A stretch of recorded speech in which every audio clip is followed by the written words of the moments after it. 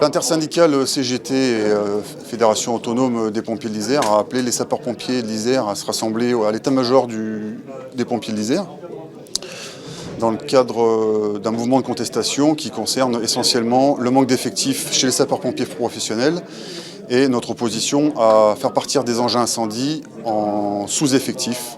Sur des engins, la prévision est de partir à 4 sapeurs-pompiers au lieu de 6. Ça concerne le schéma départemental d'analyse et de couverture des risques qui est en fin de rédaction et dans lequel ces prévisions sont rédigées. Il y a un début de réponse qui est apporté mais qui n'est pas satisfaisant étant donné qu'il prévoit le recrutement de 30 sapeurs-pompiers professionnels en plus pour les années 2020-2021 mais que le fameux schéma qui reste une photo des risques et de l'ensemble des éléments qui dimensionnent les besoins de secours sur le département, il en manque encore 55. Donc pour nous le compte n'y est pas, donc c'est pour ça qu'on vient demander un plan de recrutement pour les années au-delà de 2021. Actuellement se tient le CT auquel on n'a pas participé, donc le CT c'est une instance paritaire du SDIS 38. Ils vont l'ouvrir, ils vont le refermer très rapidement et on a espoir que dans la foulée, le président Perrin reçoive les organisations syndicales pour ouvrir des négociations. Le fait que l'activité est augmentée depuis 2 ans, nous le savons, nous l'avons évalué.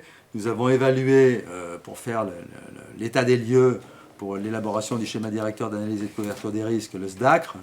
Nous avons évalué la situation, et la situation nous l'avons évaluée avec l'ensemble des sapeurs-pompiers, volontaires et professionnels, les personnes administratives, techniques et spécialisées. C'est donc une évaluation globale. Et qu'est-ce que nous avons constaté? Une augmentation de l'activité. Immédiatement, ça nous l'avons fait en 2018, immédiatement.